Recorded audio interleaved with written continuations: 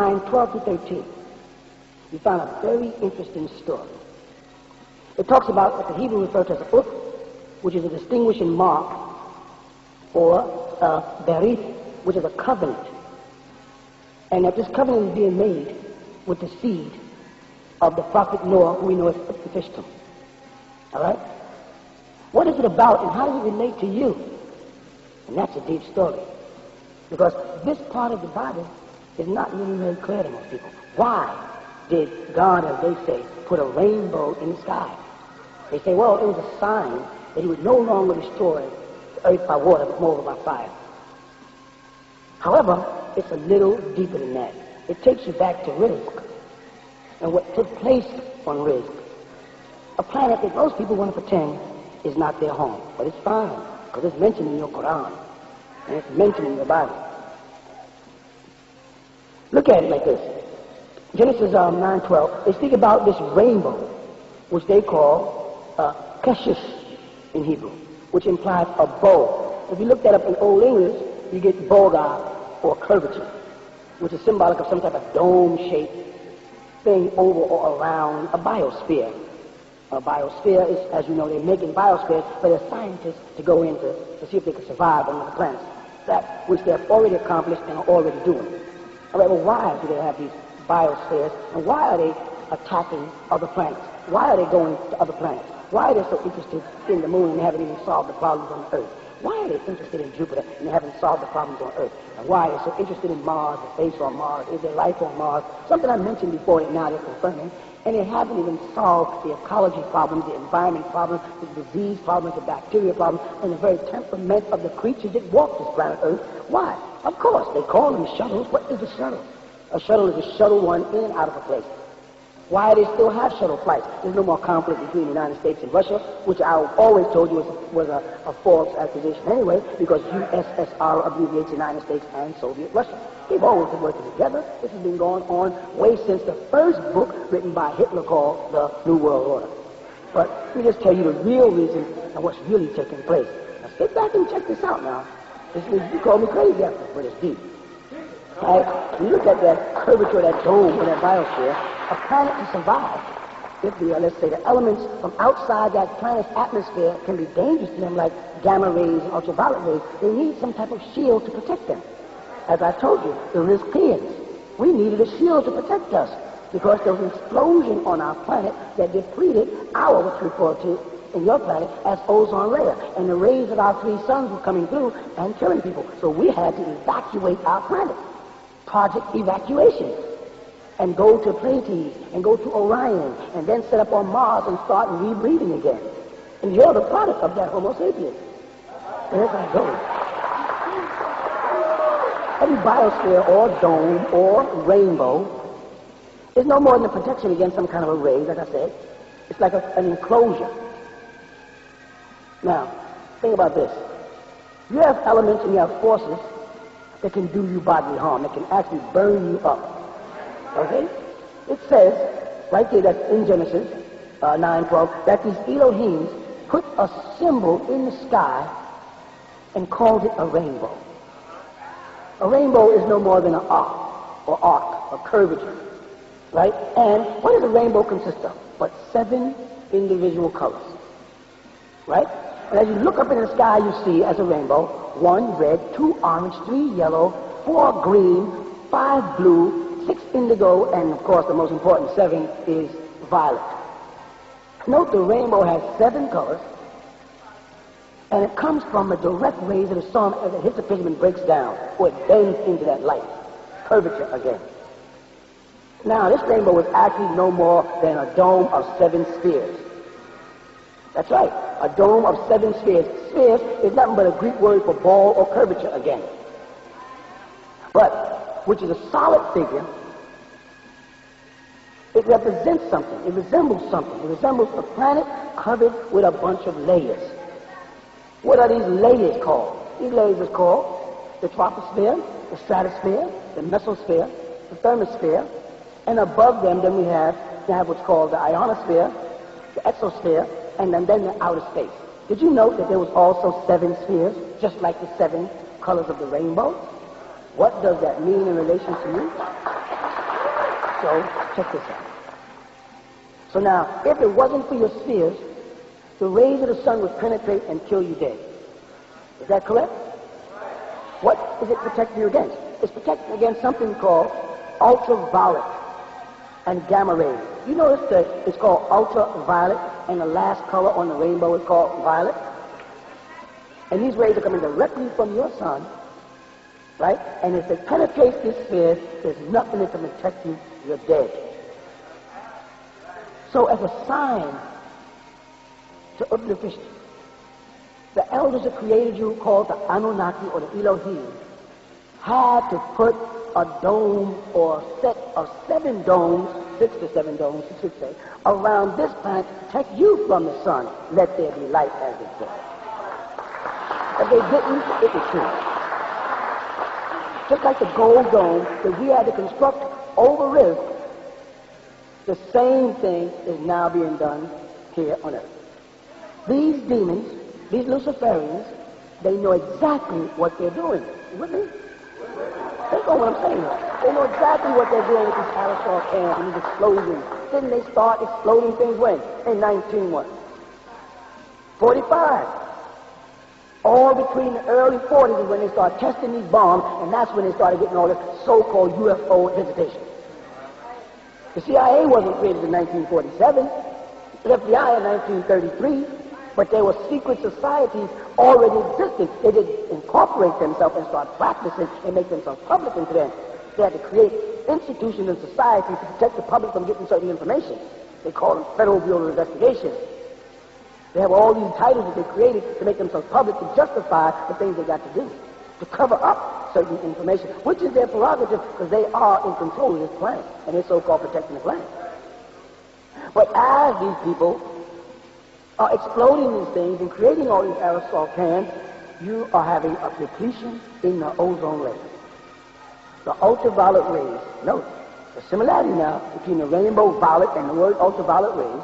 The ultraviolet rays are going to come through the gamma. The ozone contains a relatively high concentration of ozone that absorbs solar ultraviolet radiation in a wavelength of a range. Now this is the scheme of things. This is how it's planned. By destroying the ozone layer, the rays come through and all life as they know it on Earth in human form will begin to die. These deadly rays are now starting to come through. When you go buy glasses, they ask you, would you like a shield on your glasses against the rays? They got these blue blockers, all these different things they're trying to tell you. Who's it for? You? No, it's for their people. You say, well, wouldn't this kill them as well? That's why it's called, as I said before, Alternative 3. They have reached the third alternative. The first alternative was to build underground cities here. And as they went down, they tapped into caverns and encountered the Dunako, the Tiru, the Diru. These seem like mythological creatures to you. If you go to China, you find a Diru. They call them the Ganesh. Now they found the skull of a head with 2 craniums, scientists. That's the Dunako. Oh, the obesity that was called, that obesity of people who are overfat, overactive glands. That's a part of Diru. They have a whole movie, and they think because they introduced you Saturday Night Live to a family called the, what do they call those people with those pointed heads? Coneheads. Right, that's what they call coneheads. They think if they put that in a movie, you'll say, when you see it in a real book, about the Tiru, oh, they made that stuff up. They did the same thing with the predator and the creature from the Black Lagoon. These are all what they have captured, and they make replicas of them. They create these things from what they've already, and they put them in the movies, and you people see it in the book that I put out, and oh, he's copying that stuff out of a book. You're the one that's being fooled. These people have a, what they call this, the 1, 2, 3 degrees. First alternative was to go underground, and I've shown you in multiple books underground cities. But they encountered extraterrestrials already living there, reptilians, grays, shaggies, already here, and they can't stay there. They'll invade them. The next alternative was genetic annihilation, which Dr. Francis Wellsting always talked about. how they must eliminate us because we populate too fast. Don't you see there's something divine in us? What do you think Jordan is? Jordan is not jumping. Jordan is almost flying. We can fly.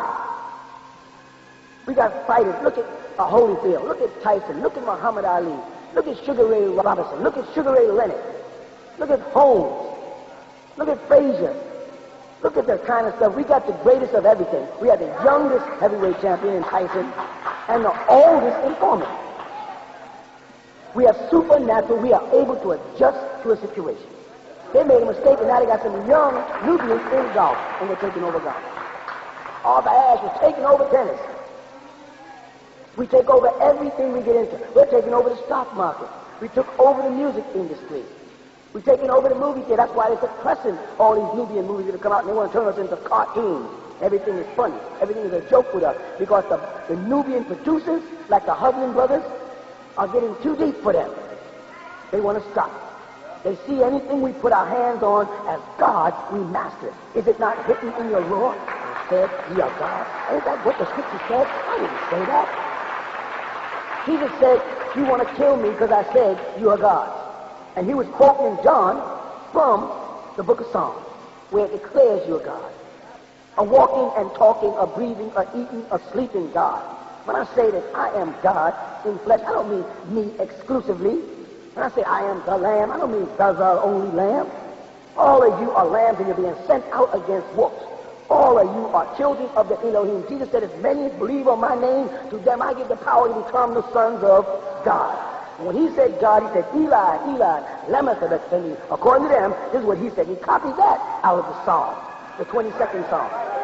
Eli, what is Eli? What Allah, or Eli, or Elo, of one of the Elohim. That's you. You are those gods in flesh. It's time for you to stop thinking you're a man, because man is number 1 degree above a beast, an animal. Crime on crime is because you have wasted time. Gangs coming together, that's a tribal thing. That's our nature, that we work together. But now they turn it against us. They bred those gangs. They put those movies, colors, and the kids, neighborhoods, and the hood boys in the hood. They did all that. They know they're doing that. Keep us divided. Meanwhile, they're about their devilish men. Now, alternative 2 was genocide. If it wasn't through drugs or heroin, then they came up with methadone, and then there's crack, and they keep us drugged, or they keep us drinking all kind of alcohol, wasted on cheap wine, or they keep us burning our brains out in discotheques and clubs and loud, pumped up and music. Why do you think I went in there? Why do you think Dr. York was created? Why I was called Dr. York while living in New York? I went into the music business because Muslims and Hebrews and everybody who's religious gets so self-righteous, no one wants to go out there and get to people. And I had to take off my sackcloth, my holy garb, nightly and weekly so I can go into clubs. Or you can say, Dr. York, the disco singer. Dr. York, the so-and-so and so, while you're listening to my music. I went in. If I wanted to become a big star, I could have done it. Millions of people like my music. I didn't do it because I wasn't what I was in there for. I was in there to reach the kids. And I did, because many thousands of my followers met me through being Dr. York.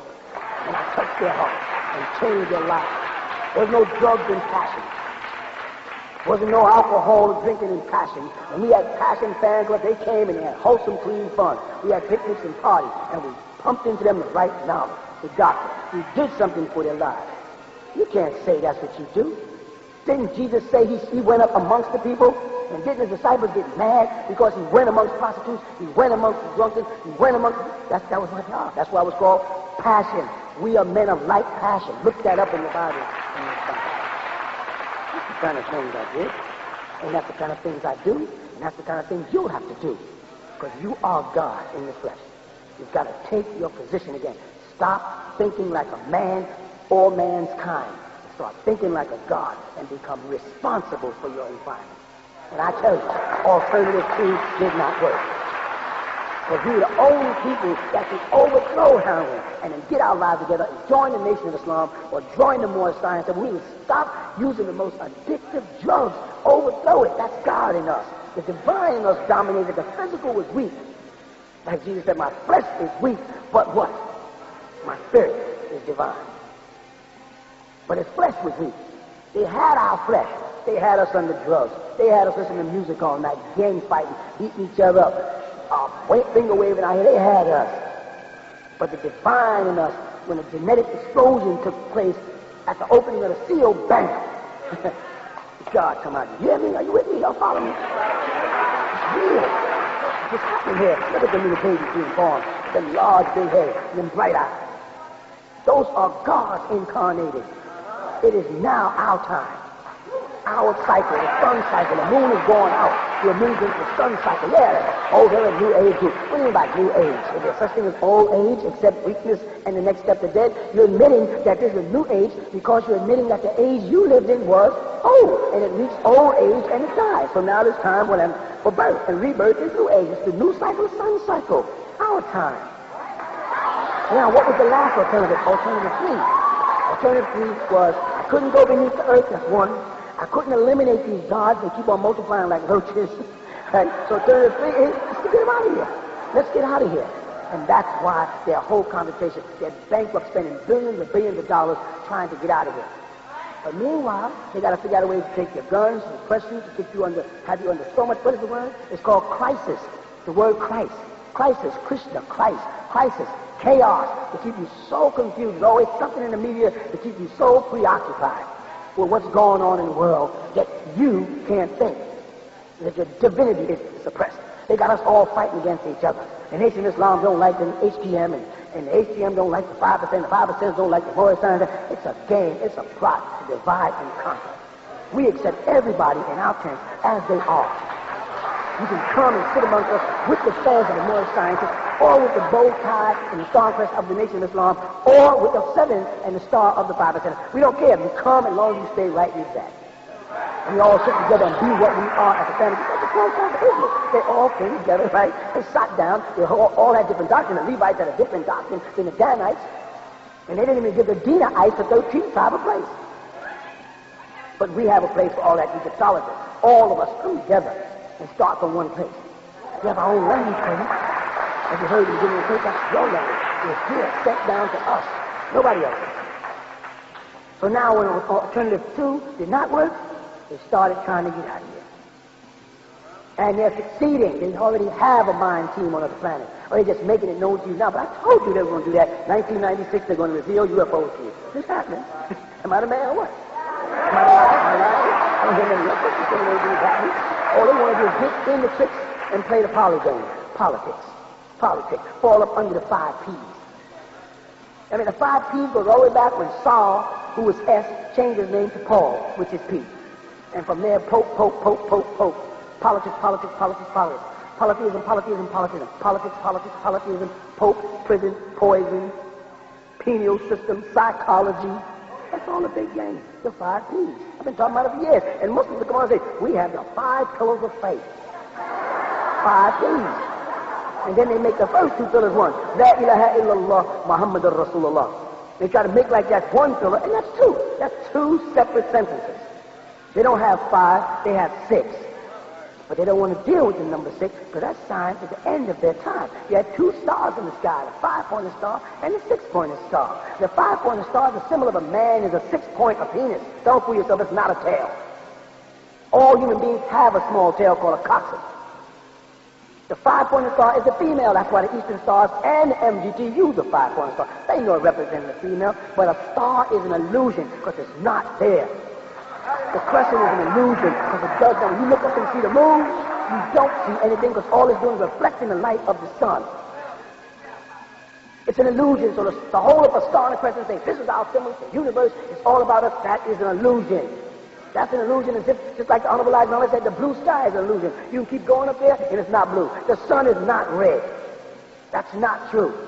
The sun is helium and hydrogen. It's not the color red. That's an illusion. All of those are pantheism. All of those are the religions given to you by the Greeks, as they call themselves.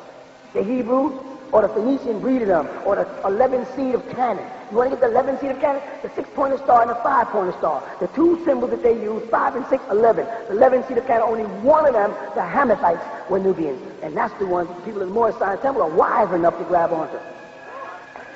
Alternative 3, getting out of here. When? After they destroy the ozone layer and the ultraviolet rays come through. They're telling people now, don't go to beaches, it's too hot. What do you think is causing all the climatic problems on the planet? The motion of the sun. And that time of 48,000 years when the crust of the planet shifts. You got to watch that. And the motion of 26,000 years when the axis needle makes its circumference. You got to watch that. And the equinox. All these alignments are taking place now, May 5th, 2000. August 12th, 2003, the vortex opens. Separations are made by those who know who the man is, because I'm the only one who's telling you about it. Everybody else is trying to get you caught up in politics and giving you this illusion of a long-term future, because they don't have the answers and too full of pride to come on over. I'm telling you that the elders created a sphere to protect your planet and to protect you from the sun the same way we did in Rizq. And it's called in your Bible a rainbow, a covenant of a rainbow. And when that rainbow is gone, the ultraviolet rays become according to Revelation chapter 18. You read it, you're going to look for death, and death is going to flee from you. People's bodies are going to be covered in sores. This is starting to happen now. Famine, disease, pestilence, Matthew 24. It's happening now. The Quran has no message for none of that. The Quran ain't talking about none of it. And the sections like Surah Al-Ariyat, or Zilzal, the one of the horsemen, or the earthquake, they try to warn them, they try to interpret all kinds of stupid ways. They don't want to see what it really means. The last revelation of the Quran to them was Surah Al-Nahl. إِذَا جَاءَ نَصْرُ اللَّهِ وَالْفَتْحُ وَرَأَيْتَ النَّاسَ يَدْخُلُونَ فِي دِينِ اللَّهِ أَفْوَاجًا فَسَبِّحْ بِحَمْدِ رَبِّكَ وَاسْتَغْفِرْهُ إِنَّهُ كَانَ تَوَّابًا. That last chapter. That's not Surah Al-Nas, not Surah Al-Falaq that they have as the last two chapters, but the surah called the aiders or the helpers. That's why we called ourselves Ansar, in recognition of the last chapter. When you see the aiders coming, that aiders, those dears, those Nasrullahi there, that is the Anunnaki, the Elohim. When you see them crafts coming, what? إِذَا جَاءَ نَصْرُ اللَّهِ وَالْفَتْحُ وَرَأَيْتَ النَّاسَ يَدْخُلُونَ فِي دِينِ أَفْوَاجًا. When you start seeing them coming, what? Afwaja. You better come together in groups. فَسَبَّحْ بِحَمْدِ رَبِّكَ. And that you're supposed to do what? Give all sabbah li rabbika, to your sustainer, your rabbi, rabbika, your rabboni. I'm here, I am the rabboni right here amongst you, and I'm the one who gave you the name Ansar. Ya ayyuhal ladina amanu kunu ansarullah, is what we say. Nasrullahi wal fath. The opening of the seventh seal, 1970. فَسَبَّحْ بِحَمْدِ رَبِّكَ وَاسْتَغْفِرْهُ إِنَّهُ كَانَ تَوَّابًا. There's a chance for you to repent now. Stop following men that don't know. Chance for you to get it together now, because the help has come. The Anunnakis have opened us up, and all those old-time religions got to go. The new era is in. You right, this is the new age, because you are old age, decrepit, and dying. What you teach is outdated. You have nothing new to say. And I said many times, the only definite thing in this universe is change. And if you're not a part of change, then you are dead. You are mummified. And you must be resurrected, Lazarus. That's what I have to say. Alternative 3. They're getting out of here, and they're going to let you die. And I have connection with that mother plane. I have connection with Nibiru, the craft that crosses the sky. Listen to the word Hebrew, Nibiru, Hebrew. What is Hebrew from Ibn? One who crosses over, Ibris. One who crosses over. What is Nibiru? To cross the sky. One who crosses the sky. Wake up, y'all. No more sleeping in bed. No more backwards thinking. Time for thinking ahead. Alternative 3. The sign of the rainbow of Genesis 9 is a sign that they put a dome over the planet Earth. You see how simple it is when you know? To protect you from them rays coming in. Meanwhile, the devil on the inside here, you see, is trying to destroy it. And I am here to teach you how to get out of here and not be left here to burn. Burn and burn. All right, now, what other teacher is preparing you like that? Everybody else is talking about some heavenly abode you're going to go to, something unconfirmed, some unreality. That's not what I'm doing. Is that what it sounds like I'm doing? I'm here telling you how to get out of an oncoming condition of judgment, as they want to call it.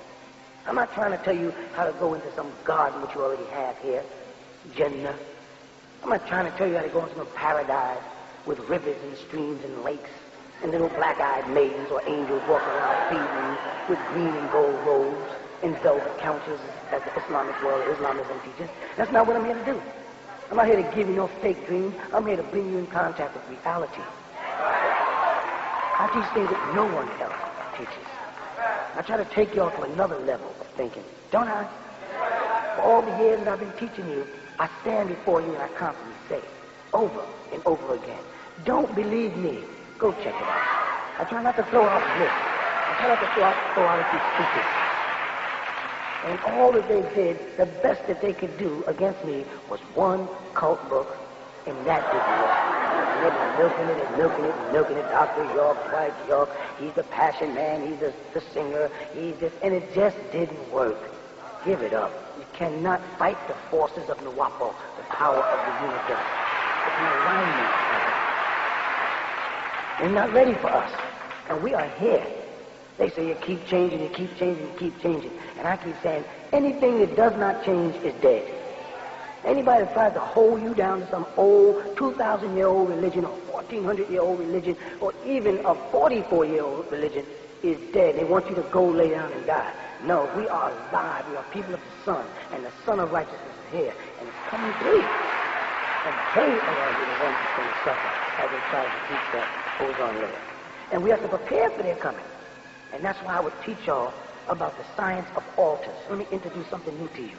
Something else they don't know about.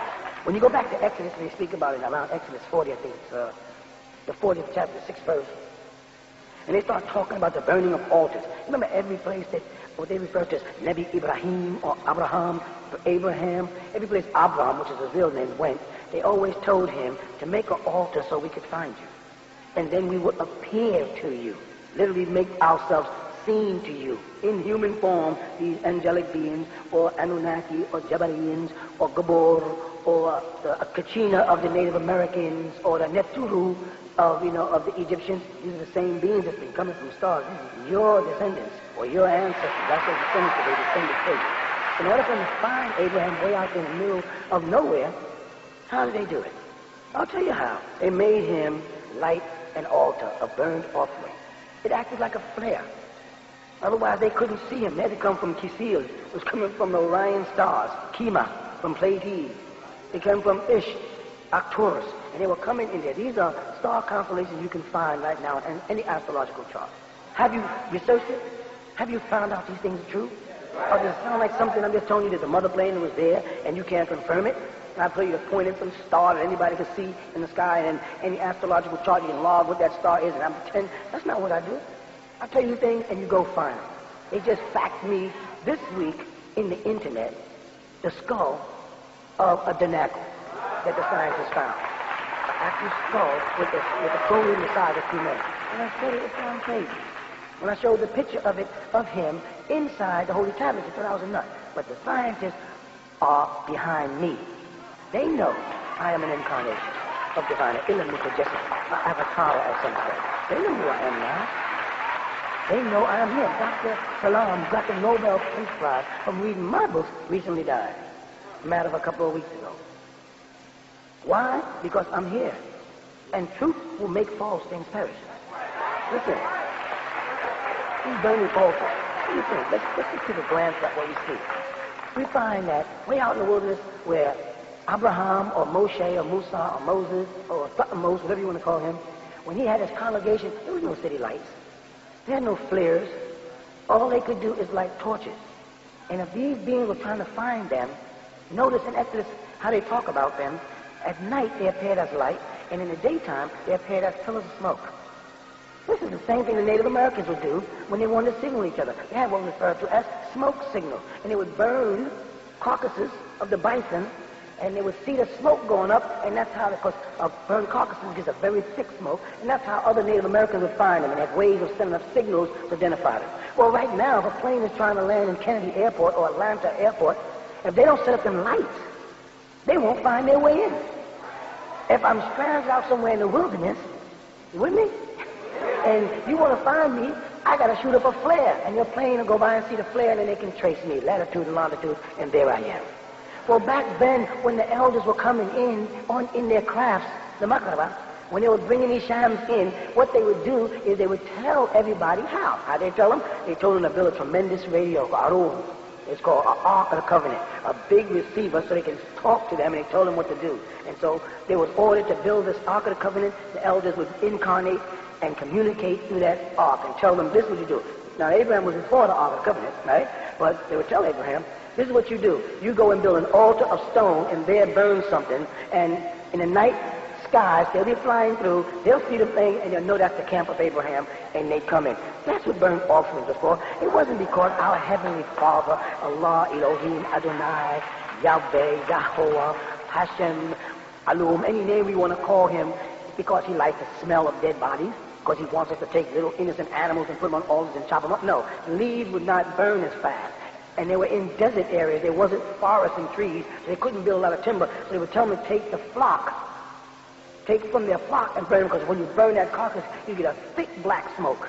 And it was easy for them to find them by day. And then, when they wanted to find them by night, they would find them because they'd see the fire. And that's how the elders would be able to find their way to the camps of the Israelites and the Ishmaelites and the Midianites, those people, according to the Bible, that was chosen. According to the Bible believers, that was chosen. And according to the Quranic believers, that was chosen. And even Rasulullah Muhammad, as they called him, alayhi salatu wasalam, 1400 years ago, picked up that same Jewish tradition and has them burning altars. And Muslims are doing the same thing, which they copied from the Jewish tradition, burning carcasses and altars. When you start asking about these things, they don't know. You know the name they use for sacrifice? To cut, the word to cut something. That's all they know. And when someone says, where did this come from? They don't know. When you ask them about their salah, worship, you say, why do you bow? Why ruku? Why sujood? Why prostration? They don't know. They don't know that the actual prayer is on the walls in Egypt. Every position that the Muslim takes is on the walls in Egypt. It went back. I have this in our form of salut, called prayer. That's how we will perform our gratitude, not worship. You can call it worship all you feel like. We're not interested in the worship of the Meldikians. We're interested in the peaceship of the Nubians, or Rizkians from Nubia. That's what they're in common. Now what happened is, when I would teach all these weird type of teachings, guess what would happen? You're right. Everybody was mad at me. That guy's crazy. He's this, he's that. All kind of names. Why me? Why am I so disliked? Why do all the Nubians hate me? Let me tell you why. All the Nubian leaders hate me, but they can tolerate each other and their silliness, their lies and inconsistencies. But me, who have not been able to prove wrong about anything, they spend their whole time in my personal life. Him this, he did this, he was this, he was that, he wasn't born here. Well, who cares? I'm bringing right knowledge, truth. They can't handle that. You know why? Because I am agreeable and they are disagreeable by nature. I am alike and they are the unalike by nature. And they come toward me just to badger. They can't win. When I used to visit State Street a long time ago, the Ansar Allah community, or the Nubian Islamic Hebrews, or the Pure Suits, whatever you want to, whatever name we use to get where we're going. And don't lie, niggas, and pretend that y'all didn't change the name of your mosque, or you didn't change the name of your community. Don't lie. You niggas is lying. Talking about they changed their name, he changed his name. All you niggas had different names, and then y'all started changing them to Arabic names. And the first name you took when you probably took your Shahada was one thing, and as you learned a little more about Islam, you changed it. So stop fronting, nigga, because everybody can see right through it. And then most of the niggas who was talking about me and badmouth me that fell out of Islam and they're back on the streets using drugs or working for the man that they was calling the devil. The same people, but me, all the way from 1970 to now, I'm still doing what I'm doing. Where are all the leaders? Where are all of the imams who have so much to say about the Ansar Allah community? Them niggas in hiding. Bilal Phillips never addressed the fact that I said, I bet you can't go marry one of them Saudi Arabian daughters. They'll write that book for you against me, a brother against a brother, but I bet you can't go marry one of them Arab girls. Go find out how much of their brother you are. Niggas, stop trying to be other people. We were something created. They were all made. We are of the original. Those niggas are fake. They took our way of life, Islam, and desecrated it, and turned it into Sunni junk, and turned it into Ahmadiyya junk. And now they can't even get along. Not only do they concentrate on us, they also concentrate on each other. They hate the Baha'i, they hate the Ahmadiyya, they hate the Nation of Islam, they hate the Wahhabi, they hate the Maliki. They got a school for everything. Now they hate the Sufi. Those people just want to hate. Why? They are demons. They burnt the Quran, they destroyed the original Torah, they made up the Injil, they created a Paul, they created a Muslimah, and they are a bunch of demons. And we need to break away from them to break the spell. We need to come among ourselves and do our own thing. And that's what happened back here in 1970. I was attending State Street since 1957. 1957, fools, and it's on record. Stop creating crap that I just joined State Street in 1965 or 1969. 1957, it's on record in State Street. You don't believe me? Go check it out. If you don't want to know the truth, you just need that to support yourself so you can make money off the population. Well, go ahead and do your devilishment. That's going to come around to you too. But no, when I used to attend State Street years ago, you asked the Ansar. We had our own place out in Coney Island, our own congregation. And you know what? I say, let's walk. They say, walk? From Coney Island to State Street? Ask the original Ansar. They say, Pop would walk you. I said, yeah, walking is the healthiest exercise any human being can do. This is what we did down Motherland, and this is what we should do now. Guess what? Here we are, over 20-something years later, and Amorites are walking all over the country. They're jogging, and they're walking, and they got walkathons. It didn't exist back then. What, did I know something? But the only people that were walking was us. And now when you look at the brothers of the Ansar, 40, 50 years old, people say, man, look like you're not aging. Hey, you guys look good. How come y'all look good? And a whole bunch of our brothers are not laying up in hospitals getting their kidneys removed and cancer and all kinds of diseases. Those brothers that walked with me and talked with me and ate the minimum amount of food that I put them on that special diet, right to this very day, they're all healthy old men. They're in good shape. Most of them, their hair is not all bleached out white. Teeth ain't falling all out their mouth. They ain't been back problems, leg problems. They did the job and it worked. And now we're a bunch of old men from young men still healthy. Now what we're doing is rebuild the nation and learning to do for self, like the Honorable Elijah Muhammad taught us to do. Combine that with what Sheikh Dawood taught us, which he says, sell to everybody and buy from your own, and we're on the way to doing our own thing until the crafts come, because we got to light that altar. So they'll see, and you'll see them possess one day the light for a beacon for them to find their way here. And the rituals of the ancients that we'll be doing right here, for them to know it's us and hear the call. You don't have to be a part of it. You didn't have to be a part of it for all these years, and I still succeeded. You can turn your back, you can slander, you can gossip about my human person, you can do all of that, but that won't stop the message, and it won't stop the truth from going forward. And if you don't have the truth, you didn't stop. That's right. Ansars walk. We pedal. They called us the beggars. Those brothers out there begging, why don't y'all go get a job? Now they're out there begging. They're still in the same little storefront mall. They're still selling the same little trinkets and junk. They're still kissing up the Arabs who don't really have no respect for them. They still can't speak fluent Arabic. They still haven't translated their own Quran after all these years. They don't have nothing. No schools, no banks, no education, no transportation. They have absolutely nothing. And we have it all. With the help of the Most High, they can take 10 steps toward us. Well, we took one step and he took 10 to us. They need to take some type of step to do something instead of wasting their time. The money they spend on that stupid little cult book, they could open a school for some of their kids. But they'll never see that. They're not supposed to see it because it's not their day and time. So you go back and ask the original Ansar. Yes, we used to walk and walk and walk and beg and be on the trains in our white. And we were doing more for the propagation of Islam than any of you phonies. And then the Pakistanians and the Egyptians and them came and just took over your whole lives and turned y'all into their pets. Y'all can't fool us. You're mad at me because I don't want to acknowledge a man named Farad because he don't look like me, because he doesn't have my hair textured, because he don't have nothing that pertains to me. He's not African. He going to tell me that Africans are all savages and I'm an African? He going to try to play me down and tell me I'm an Asiatic. I'm not no Asiatic. In the sense of what they call an Asiatic. You want to say I'm Asiatic in the sense that Asiatic black man by Noah. I could understand that the Mizraimites were the sons of Noah's sons and they migrated over to Egypt. I'll take that part of Asia, but don't try to tell me I'm no Asiatic black man because I'm not even a black man. You want your black man, you go to India, you find your Asiatic black man. And he's blacker than the black men in Africa. And he got bone straight hair, 6 ether. That is the Hindu. That is the one they're talking about. That's the one the devil's at war with. That has nothing to do with you. You're a god. That war is taking place between men and men. The original black man is a black-skinned, straight-haired man. If you really believe in the teaching of Honorable Elijah, that's what he told you. They had straight hair before it became that. We were here. We were older than what you're calling the sun, moon, and stars. Like I said, we are part of original creation. All of them, those people are made. I'm no black man. Don't try to make me go against Mother Africa. Make Africa the place for savages. Africa is not a place for savages. Have you seen any pyramids in the Far East? The Chinese have a civilization, as they call it. The Chinese had empires of great learning and building and fine art, and the Egyptians had it, and the Sumerians have it, but you don't find it anywhere else. India is based on a bunch of demons.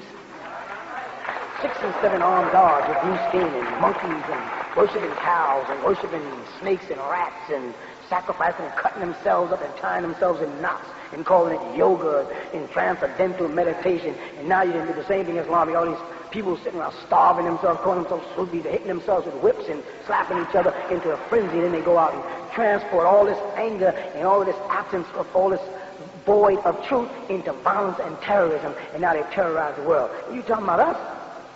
I'm telling you, we started the walking. Sheikh Dawood was with us all the way.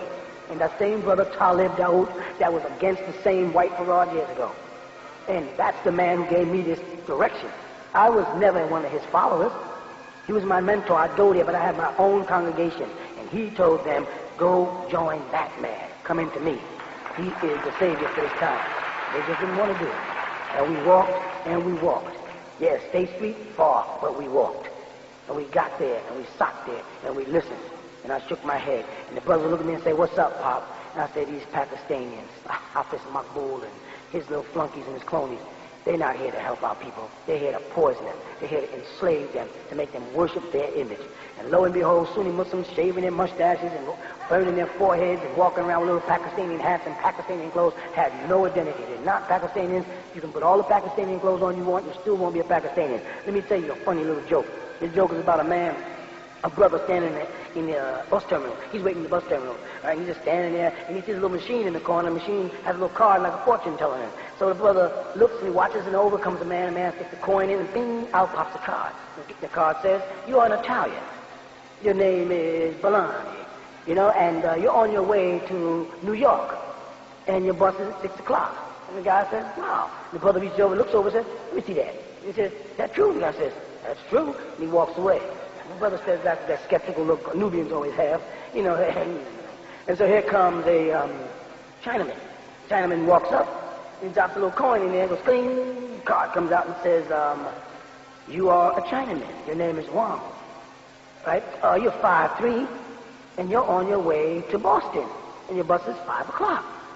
And the brother, let me see that. Bradley, come here. The guy looked at it, he said, that's interesting. He says, that's true? The Chinaman says, yeah, it's true, yes, it's true. Wow. So brother's standing there. Here comes a Native American with a hood on, the feathers, the whole thing. He walks over, sticks the coin, goes bing, and out pops the card.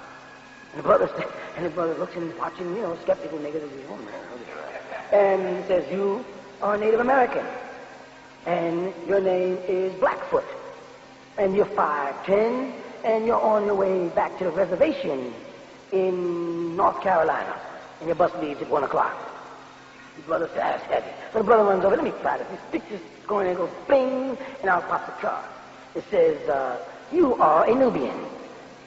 Your name is Josh, and you're 5'10", and you're on your way back to Brooklyn, and your bus is 4 o'clock.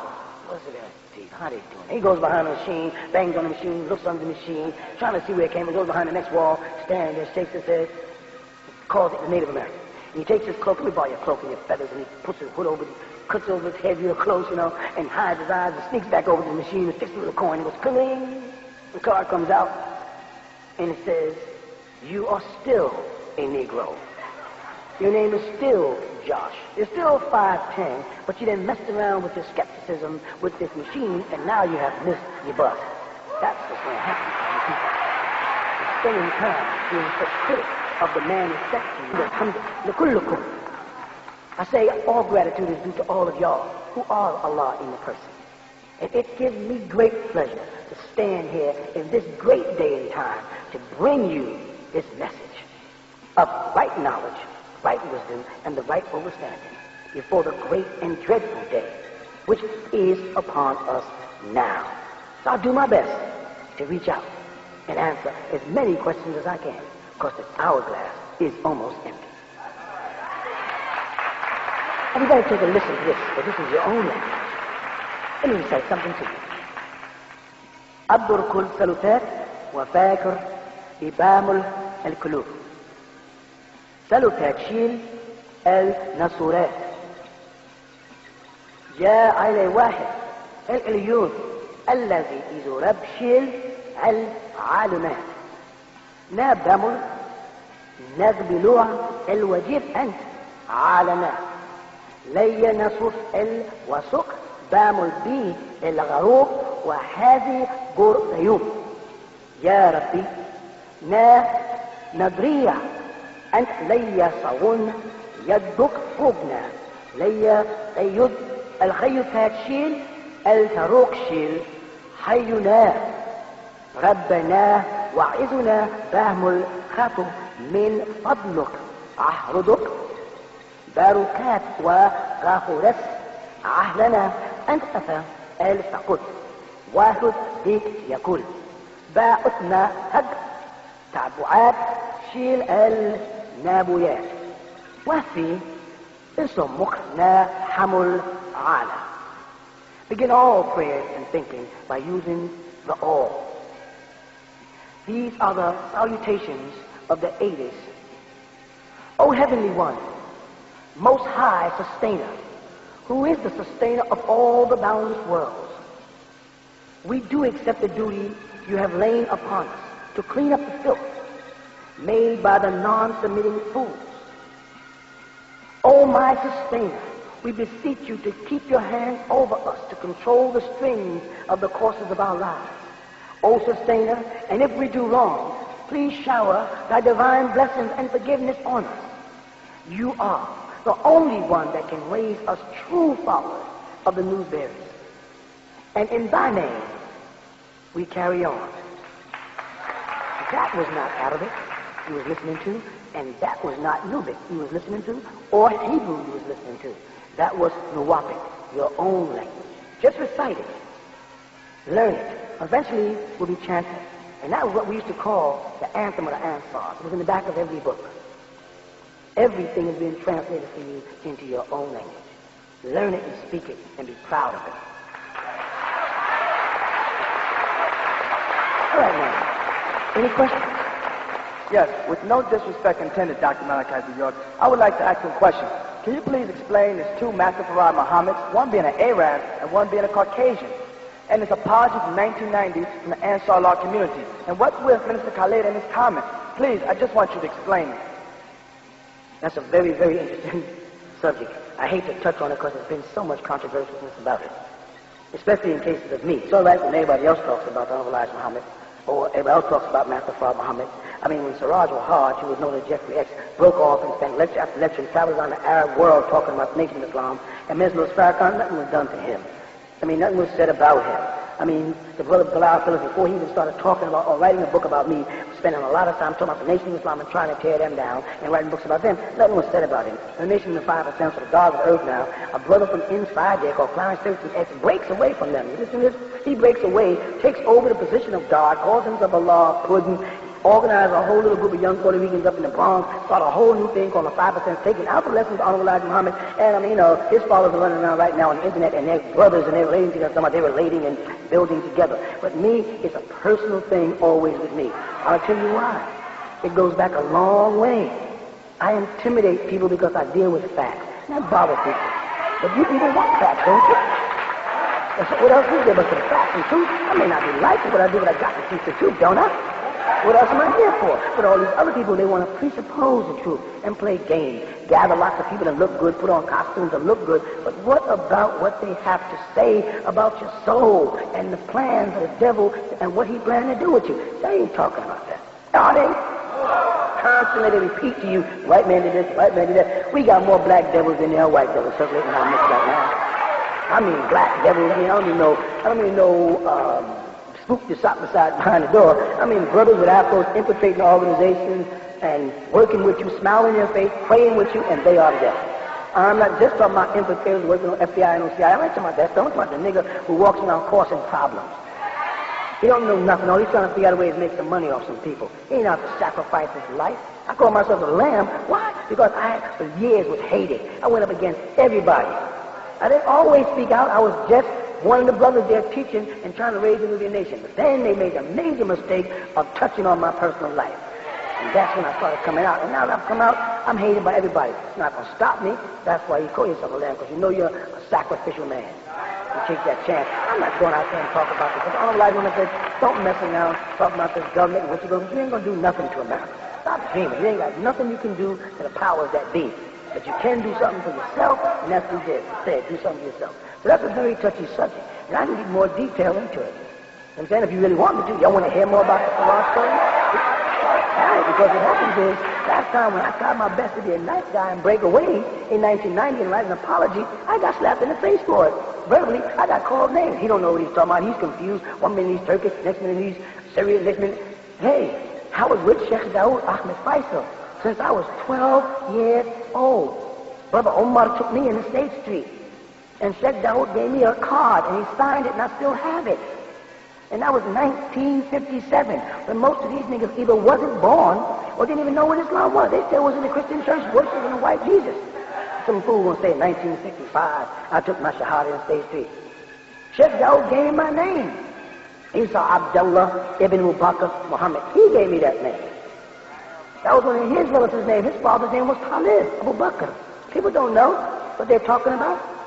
That was way back in June 21st, 1957. Go back and get the records from 143 State Street. They're still there. And you'll see my signature. You'll see Sheikh Stick. That was a kid, but he signed me in because a brother walked me in there. I sat right there. And then, do you know who Sheikh Dawood was? Do you know his relationship to Farad and Fard, the real one and the imposter? Do you know that he was the man who owned the Crusader? He was writing the greatest books in the latter part of his life. He died in 1980. He was writing a book through the 70s. He kept telling me, here's the manuscript, because I want to put this book on. Anybody who was around state didn't know. He was upstairs cutting the book, and I was the one upstairs. Me and Rajar Sharif, Salahuddin, Amin, Abdul Wali, all these brothers who still stand for what was right. They listened to him. He said, I know about the Quran, I know him personally. It wasn't interesting to me. I was not interested in hearing about that in 1968, 69, and 70. I didn't care about it. I was busy worrying about building my own nation. However, he eventually gave me a certificate and made me his successor, a certificate I have with his signature on today, which I was not interested in being a part of the Islamic Mission of America because it housed a whole bunch of Pakistani demons and a whole bunch of confused Negroes who don't know what they want to be. So we broke off and we formed what we refer to as the Nubian Islamic Hebrews. Enough Hebrew to keep the Muslims away and enough Islam to keep the Hebrews away so we could do our own thing. Because we have a right to do our own thing, to be ourselves, to have our own stuff, as I say. So let me take you another step further, then you want to get into it. My apology was met with stupidity. Dr. Khalid and a bunch of other ones started talking about me, calling me a fool. They flashed this thing around, and they took my kindness for weakness. I'm going to take them another step. You know, there's actually 3 of them now, in view of the fact that Wafdi Muhammad has introduced a new one. There's a 3rd guy that got coming out of Fuji. They call him Professor Abdullah Muhammad, who died in 1992. I tell you about him. He's a new one. There's a 3rd one now. Now, what are you going to say? Wafdi Muhammad was raised there. He was the Honorable Elijah Muhammad's son. And his son, Wali, who runs the radio station, and Wafdi Muhammad's best friend, who's called John Ramadan. These people got their own mission out there, and they're putting information out about a new Quran who just died in California in 1992. You don't know nothing about that. You don't want to hear the truth. You want to live a lie. Remind me, like I said before, the old story of the Last Temptation movie where Paul comes across the real Messiah and don't want to accept what he had to say. And I got my own Messiah. Paul went out and started a whole new religion. It wasn't called Christianity, called the Nicene Council. And them didn't meet in the 5th century, and Antioch didn't take place until 300 years after Jesus was gone. They were still called Nazarenes. Let me take you to another level on this if you really want to go. You know there was a guy, this is the real one by the way, and his name was Fawad Abdul Ali Muhammad. They spell that F-U-A-D. You got that? All right. Now check this. That's the name he was given at birth. Later on he had to take on a new name. His name was Abdul Wali Farad Muhammad Ali. This is because he was involved in a whole bunch of illegal things. His birth date was 1891. That's right, 1891. Where was this man born? He was born in Palestine. What was his original nationality? He was Turkish by nationality. What was his religion? His religion was Islam. He was affiliated with the Moorish Science Temple, Pan-Arabism, the Ahmadiyya, and the Ikhwani Muslimin, the Muslim Brotherhood, and any other type of revolutionary group. He was basically anti-America. He was against America giving Israel the right to exist. His mother was Russian. Her name was Salima Hassan, or Huffan. And her religion was Islam. His father was Syrian. His name was Abdul Ali Qudri al-Ba'id. This is the real one now. Faoud Abdul Ali Mohammed. He spelled it M-O-H-A-M-M-E-D, not with a U. Alright? This guy left Palestine and relocated into Saudi Arabia. There he went to school. He studied there. He studied in Medina in Saudi Arabia. He didn't pop up in the United States until he came up in New Jersey and started bothering the Moorish Science Temple, called the Canaanite Temple at the time, and that was in 1914. He was 23. He got arrested in 1929 for anti-American involvement. The King Saud family of Saudi Arabia, which Fahd was one of his sons. Don't mix Fahd and Fard, which is F-A-H-D, Fahd, who still lives today, who's running Saudi Arabia here in 1996, right? They funded this original one to come here. After funding his education in Medina, Saudi Arabia, at the Islamic University. This man was very intelligent. He spoke 16 different languages, they say. I don't know how true it was. I wasn't there. Sheikh Daoud said he spoke fluent Arabic, French, Hebrew, and quite a few other languages. He knew him personally. All right, now, y'all with me? You want me to keep going? I just did. Because it gets deep. And it's facts that people don't want to hear. All right, now look, he first appears in 1914. He's around age 23 years in Newark, New Jersey. He starts to go to the Moorish Science Temple, and he's causing a lot of problems. He messes around with them. He's actually on the picture, like I said before, in the upper left-hand corner. You can see a picture of him when he visited Chicago at that temple.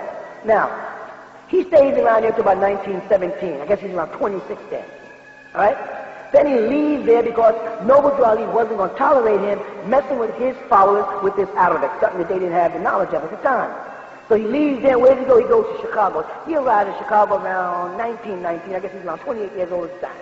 Okay, y'all with this? Okay, this is stuff that Sheikh Daoud, I had written in this book, his manuscript that he passed on to me. Sheikh Daoud was financed and funded by King Faisal, another Saud family, to eliminate that story and that gossip that was taking place because Saudi Arabia was friends with America, and this guy who was a terrorist roaming around, his vision with this Palestinian guy, Fa'ad Abdul Ali Muhammad, was causing problems and saying he was from the noble family of the Quraysh, and saying he was from Saudi Arabia, and that his name was Fahd. And the Saudi Arabians wanted to get rid of that, so they financed Sheikh Daoud, which I'll get into a little later if you want it. If not, I'll shut up. Because I intended to shut up before, and I mind my business from 1990 to 1995, when your ministers started coming out and trying to talk about me and the nation of Islam. I'm building a bigger nation. I got other things to do. We are always trying to move. We're going by leaps and bounds. We're touching people everywhere. But you want to pull and knock on the door and pull me back out of retirement. So here I am. See, I had much more of that story, but I just didn't put it out because it wasn't my business. I love the Honorable Elijah Muhammad. I love everything he stood for. And that's it. I don't care about what the ministers feel, what they think. They're just people like me. But they couldn't leave well enough alone. They wouldn't tell their followers it was a generous suggestion for me to back off, so they went and rubbed me the wrong way and now I'm back out. One more? You want it? Right. You can see the picture of him in Chicago, right? He visited the Noble Drew Ali Temple. They have a picture of a celebration there, and it appears that he's in the upper left-hand corner. I think the date was October the 15th, 16th, 17th, 18th, 19th, and 20th, that's right, of 1928, right? And this was the real man calling himself a prophet. Let me establish something right now. Back then in the 30s, to call yourself a prophet was a very common thing. We had Father Divine, a prophet, Noble Drew Ali, a prophet. We had Earlene Gould White, the Seventh-day Adventist. She called herself a prophet. Charles Russell, or rather Ford, Joseph named Ford, called himself a prophet. Edgar Casey called himself a prophet. Back in those days, being called a prophet was a very common thing. And in the Shriners' lodges, they reach a certain degree where they're called a prophet. It had nothing to do with the Islamic concept of prophet.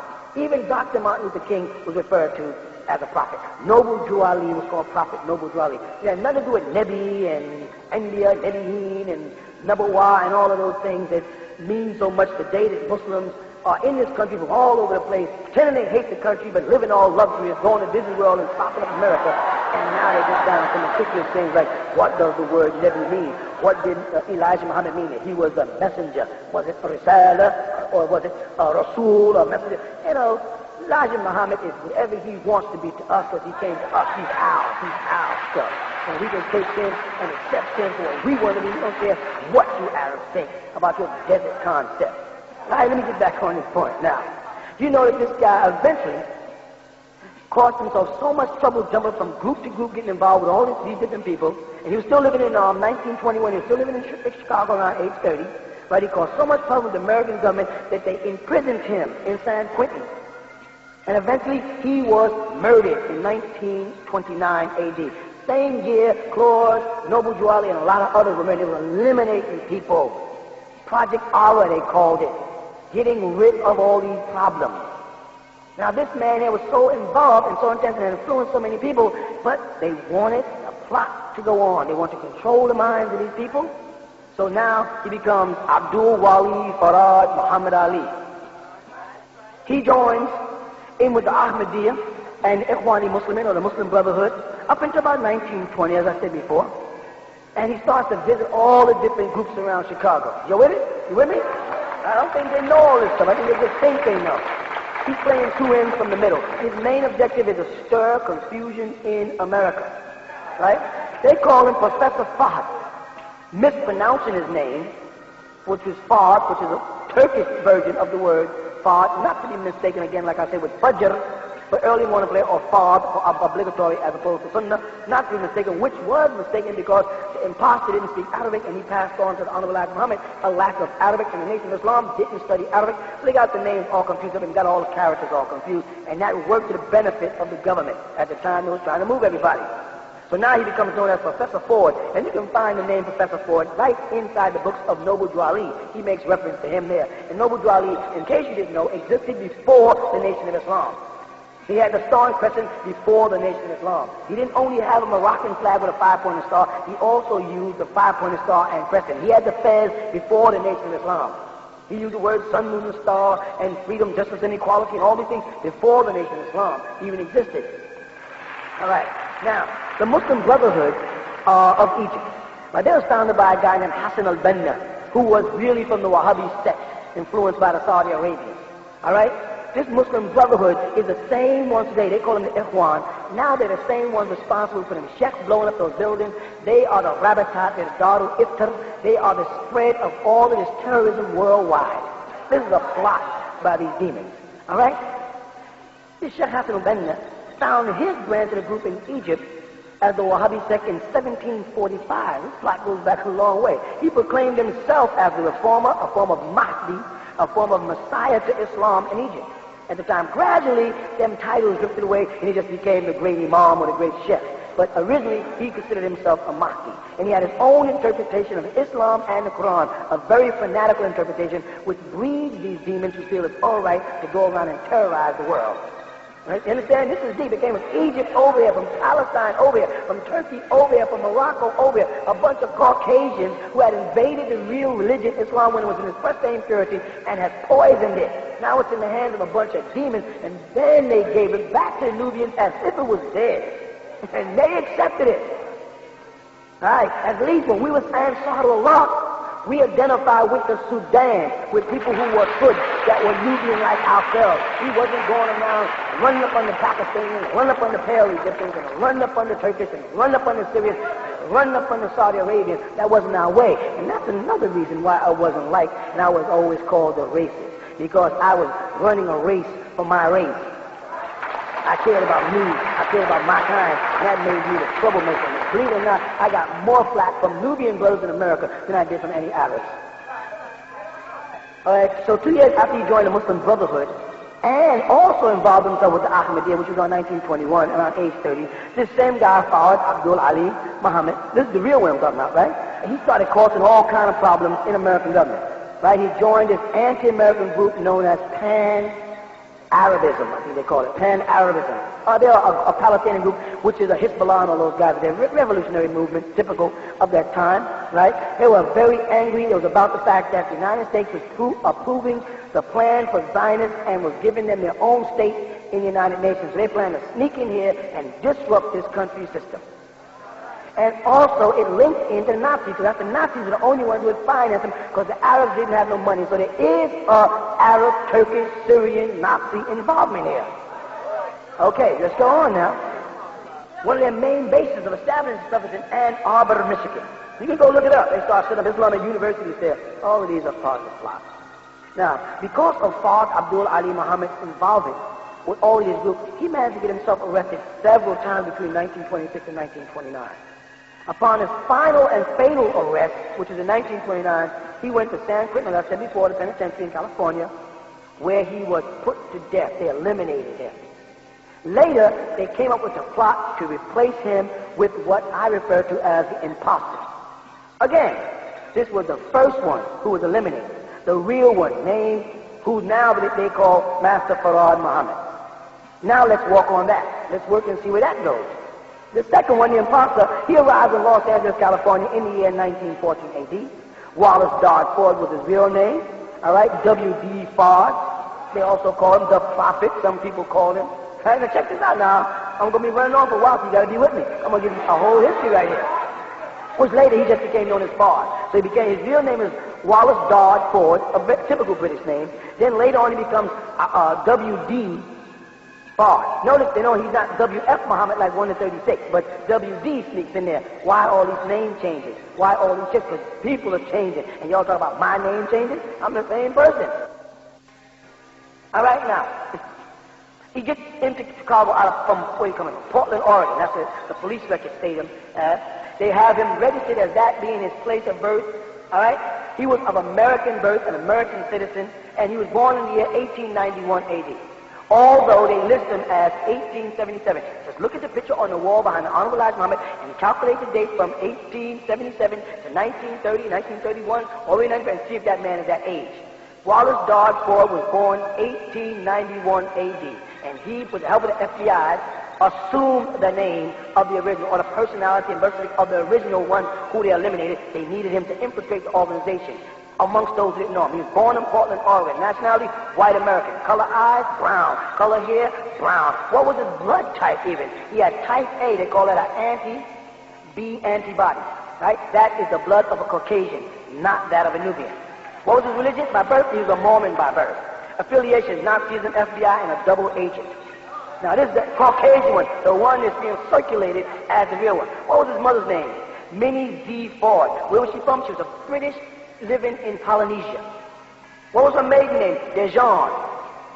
What was his father's name? Alfonso Dodge Ford. What was he? A merchant seaman of British birth. Did I do my homework?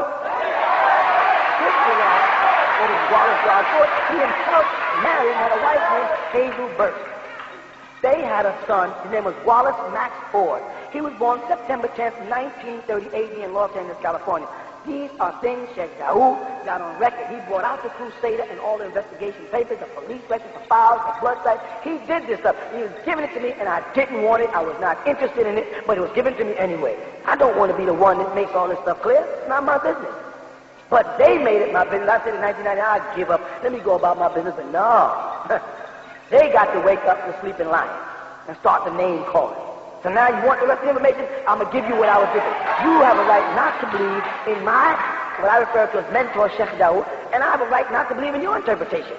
But mine is backed up with facts, and yours is not producing any facts. Because you can't tell us where your father went, when he was born, where he was born, his mother and father. All you got is a bunch of mythology. I get you with dates, facts, blood types, and even have his fingerprint on record.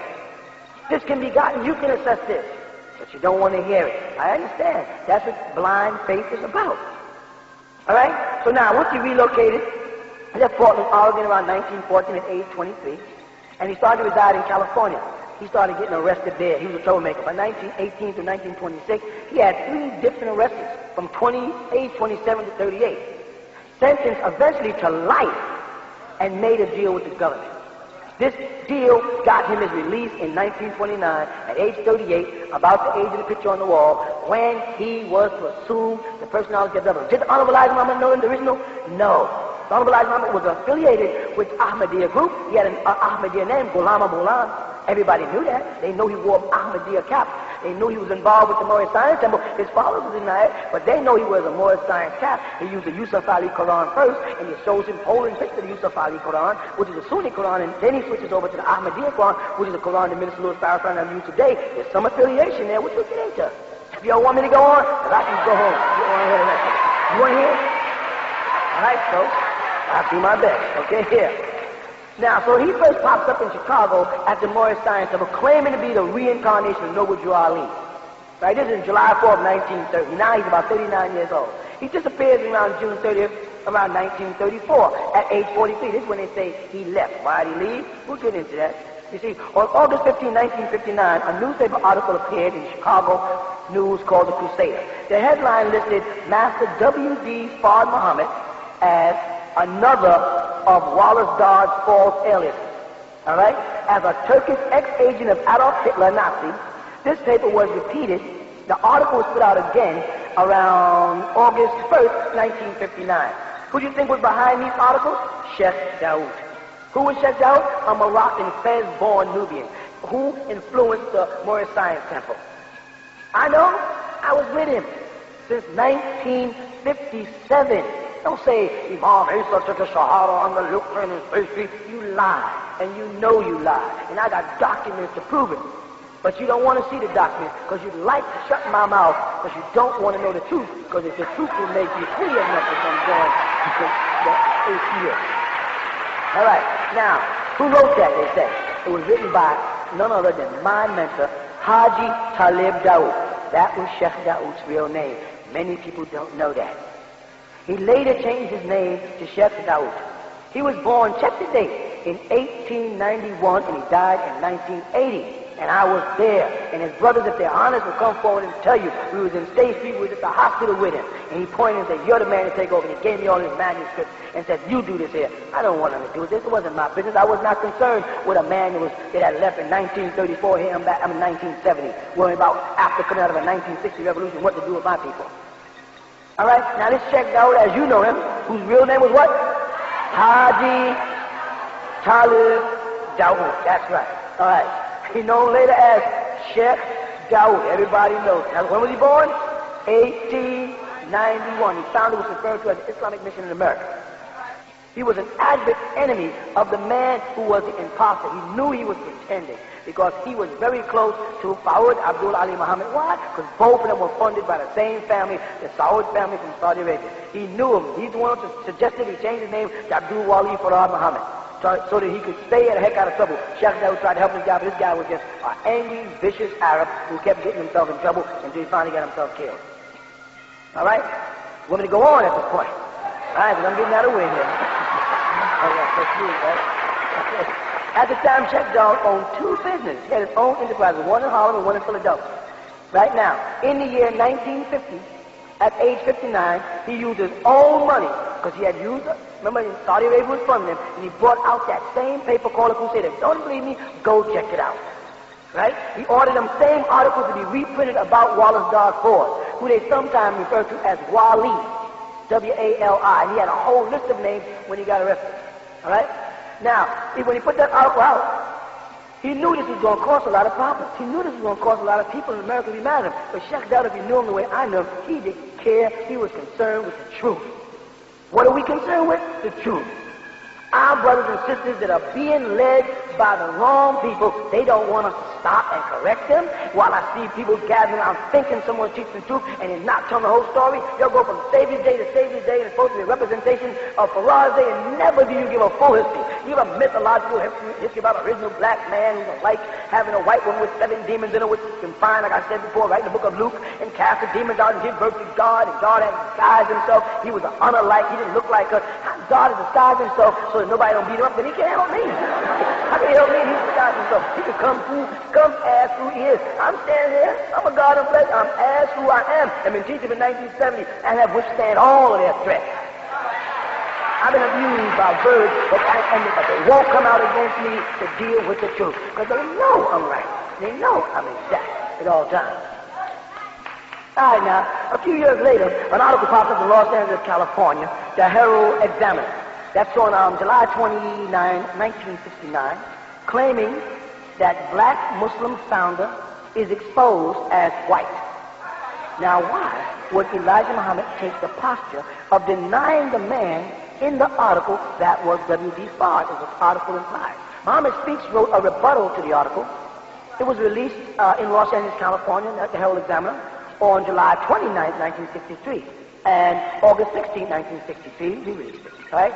They answered the claims that the Nation of Islam offered $100,000, right, to clear up the charge if anyone can prove that that man, which is the picture behind the Honorable Elijah Muhammad, is that Nazi or that white man, that Caucasian, who is a phony. Now, until this time, Sheikh Yaanuwn didn't have nothing to say about it. He stopped because it was a fruitless battle.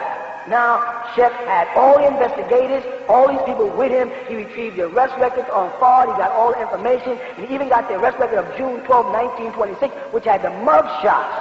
That was on the docket, I think it was C1179924. You can go look it up, the Bureau of Criminal Investigation and Identification.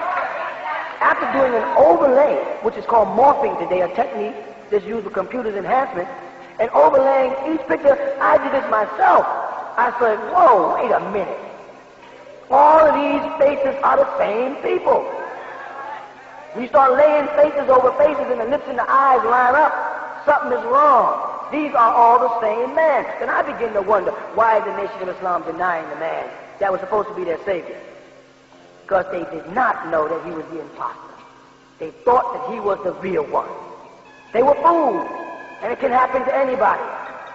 But you've got to be able to face it and go on. Again, the plan was examining all threats that included Marcus Garvey, Dus Ali, Daddy Graves, Father Divine, Charles Rutherford, Tazi Russell, even Joseph Smith of the Mormons. They were getting rid of him, and Ilan Gould of the, what do you call those people, the Seventh-day Adventists, and Noble Gurley, Claude Green, and of course they got rid of the main man, Fawad Abdul Ali Muhammad. He was eliminated. Many other people died whose names are not mentioned, like I said before. It's not only about the Nation of Islam and their story, it involved a whole lot of people and all of us in America, and how all of our leaders back then in that same era were being eliminated. It's deeper than just you people. Who's behind it? A group of beings or men referred to as Black Angels. You can find the book, Black Angels, written by, I think, it's Stalin Hub. It's a true story of what really took place and who really controlled Islam, but he had to print it as a fiction because they wouldn't let him print it as a fact. Who are these Black Angels? You really want to know? They're also called the Guardians of the Four Winds. There's some deep stuff going on here. It's a major plot. All right, I'm going to do my best now. You ready? The names were, you'll find it at page 5. Isaac Payne, Jacob Robb, who's also known as Yaqub Rab, Joseph Malcolm, who's also known as Yusuf Malik, and Michael Solomon, who's also known as Mikhail Suleiman. This was those four that was recruited to control the Nation of Islam. Since Fard's departure in 1930, these men had devoted themselves to sacredly guiding the Nation of Islam in a direction that they thought would best suit the leader, Elijah Muhammad. And Elijah Muhammad was unaware of this secret movement moving behind him.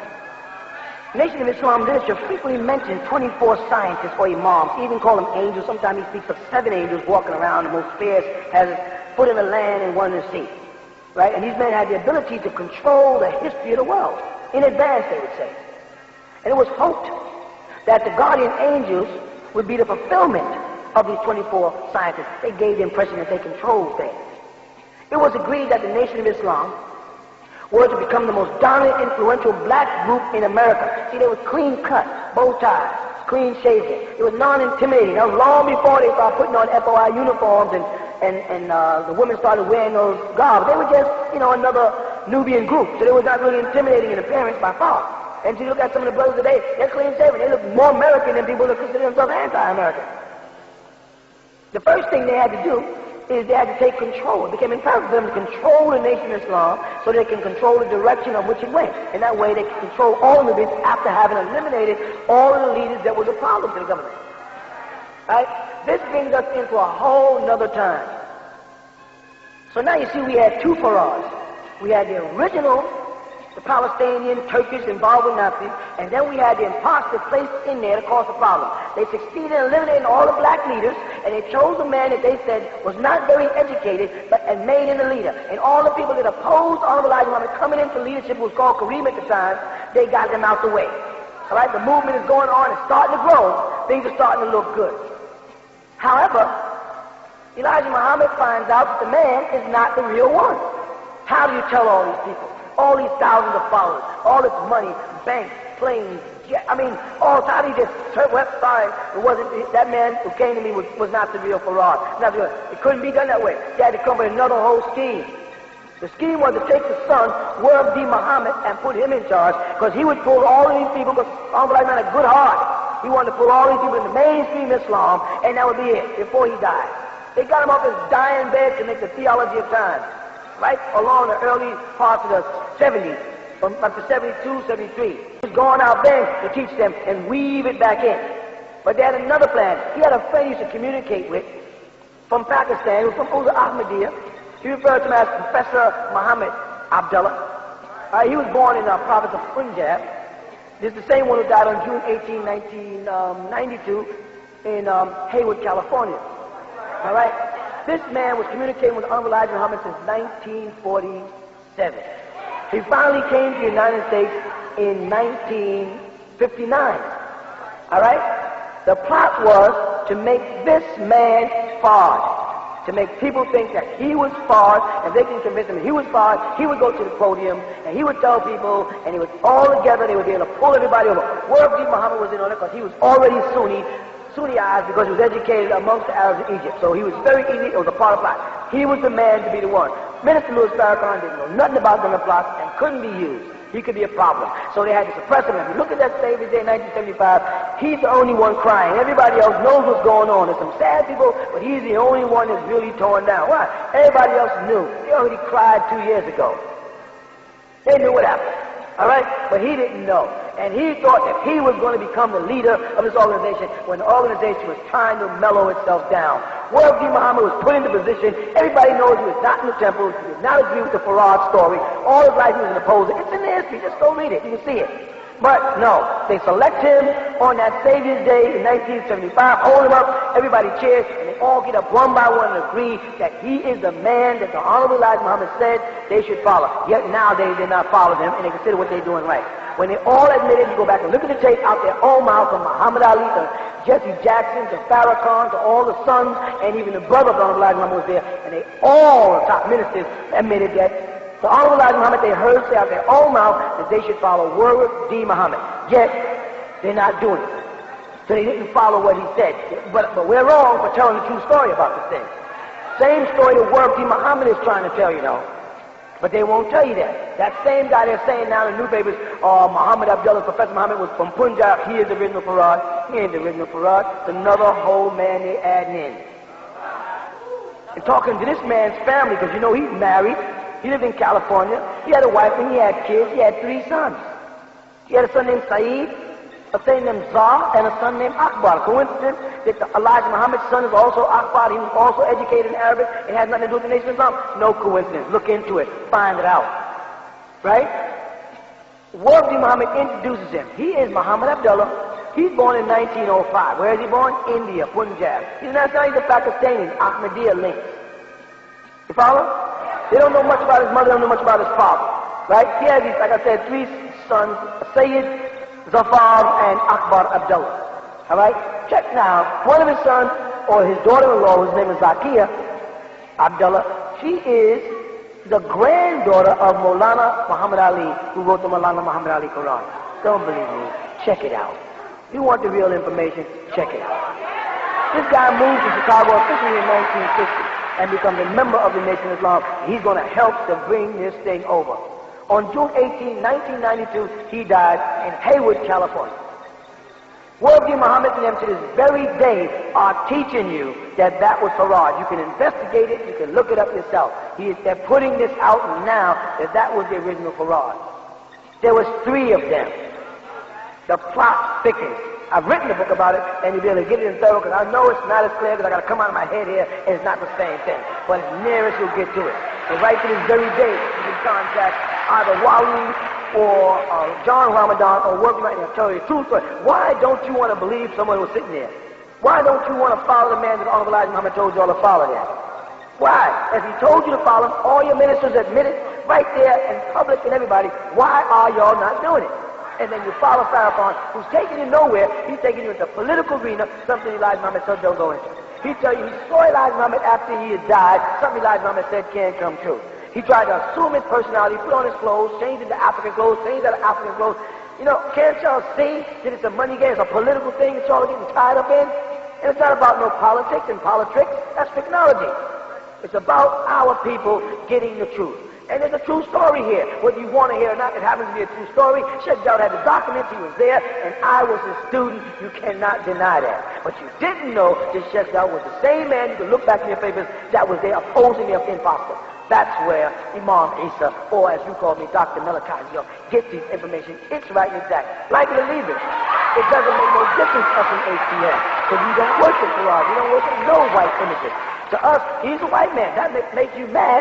But when I see him, I do not see an African. I do not see an Asian. I do not see a Native American. I do not see anything but a Caucasian. And I'm not worshiping no Caucasian. Not in 1996. No more tricks in 96. You can take it that way if you want to. I'm not going down that package. I respect Honorable Elijah Muhammad. He was one of us, raised up amongst us, taught us. He's the one who built that nation. Farah was gone in 1934. Everything that happened from 1934 all the way up until the time Honorable Elijah Muhammad died in 1973. He built that there. He was the man behind that. That's the man I give my respect to. And don't fault me because I don't want to follow some guy who don't look like me. It's not my way.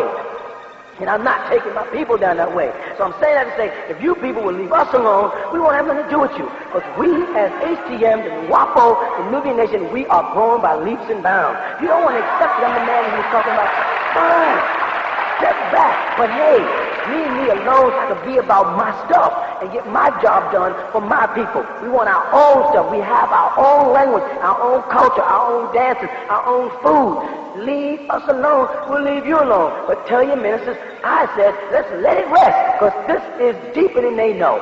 Much deeper. Let me move on to something else now.